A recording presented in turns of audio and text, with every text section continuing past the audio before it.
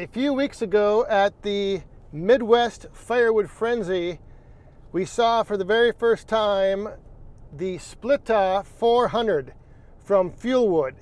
And it's up here at Wolf Ridge, and today I'm back at Wolf Ridge to get a little closer look at this thing and see it run, because at the Frenzy, there was only like 1 or 2 times that Bob had this thing running for like a demo. And I want to take a closer look at the Splitta 400 from Firewood and Wolf Ridge. So we're just pulling in to the Wolf Ridge Woodyard right now to check it out.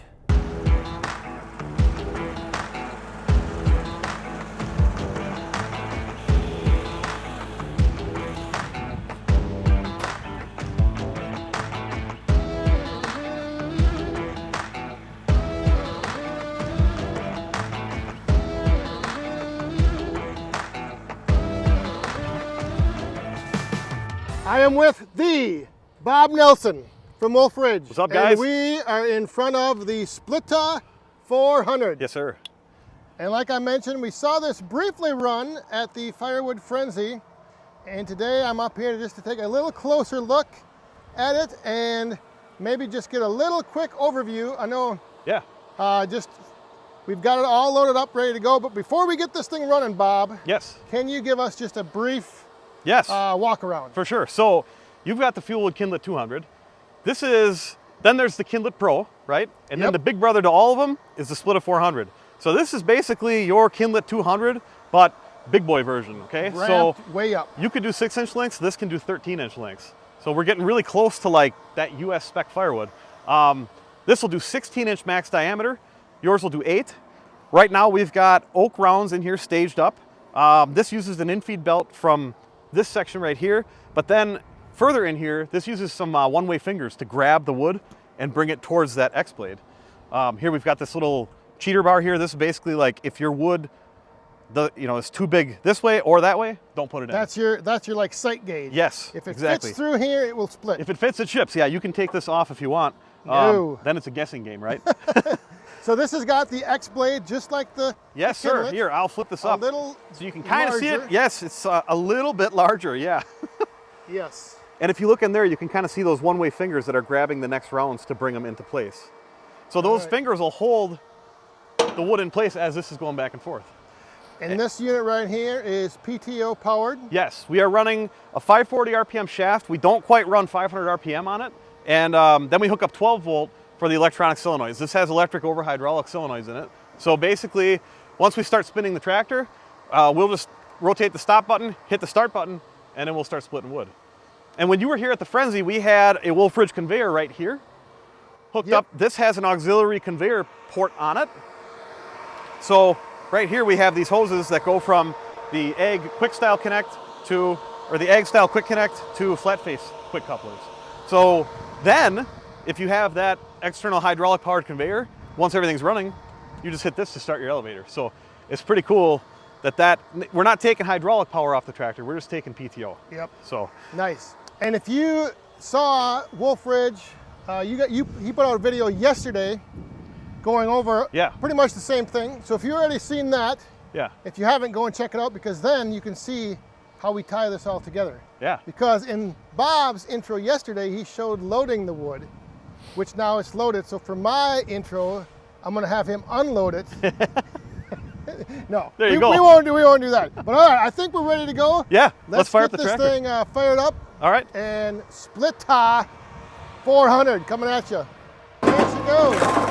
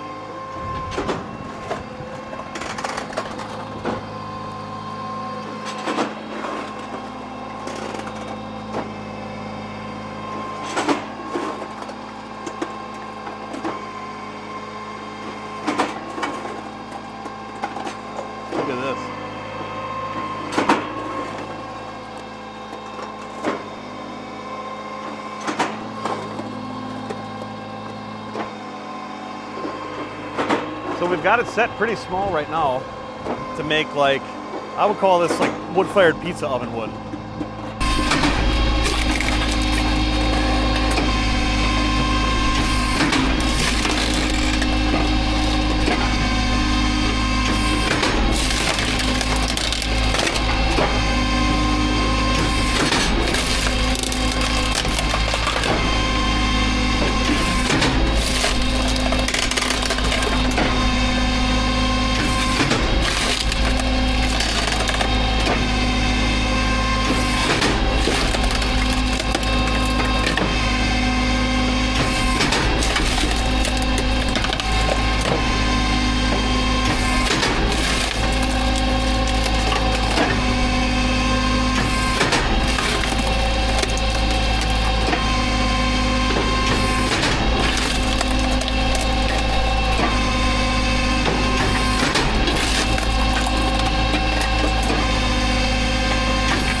Something does start to go sideways and things get kicked up, that'll end up, just like our kindlets do, it'll pop up and it'll trigger the stop on this thing. So that piece, like I said going in, it was going to be an issue, and it kind of is. So what we'll do now is close this. You need me to take the... Close. Yep, take that.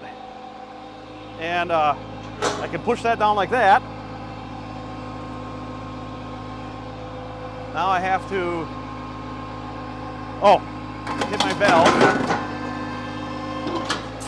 All right, so basically I just wanted to get a cycle to make it go back. Let's take a look at this thing. I'll put that piece back in there. That one's not so bad, but this is the piece that was kind of causing us to flip up and everything. So you know what, I'll try and run it again. Kind of like to show worst case type stuff, but normally if I was going to be running this for production, I'd have kicked this one aside. I wouldn't have put it in here. Keep that in mind when you're looking at these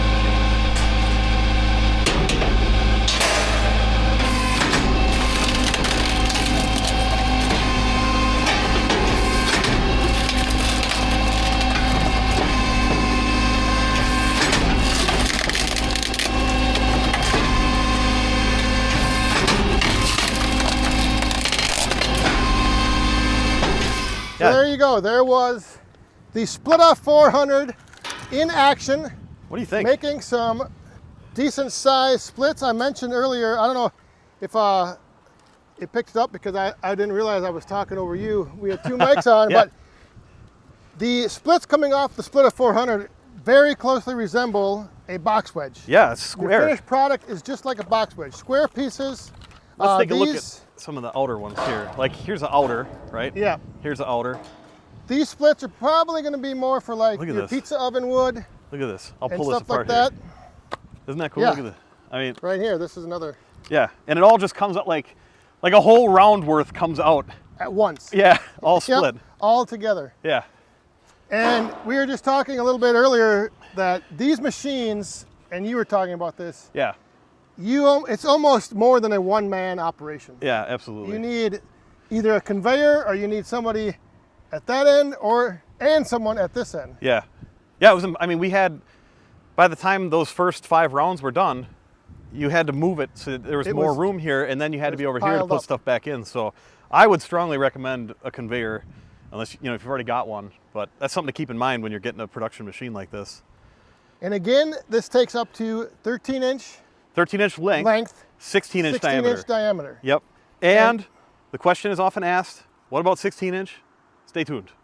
Ooh. Yes. Ooh. One thing at a time. One thing at a time, but this is definitely, like I said, it's almost like a box wedge. And I don't know, it's a box wedge style split, but not from a box wedge. And I would say less debris too. Depends on what you put in. You know, I use the saying garbage in, garbage out. If you put stuff in that's crooked cut, knotted, twisted, you're gonna have to babysit this split chamber. But if you're putting nice straight rounds in, oh, it just flies, just like your Yeah. kindlet. And I'm sure Yep. you've experienced the same thing Yep. with your kindlet.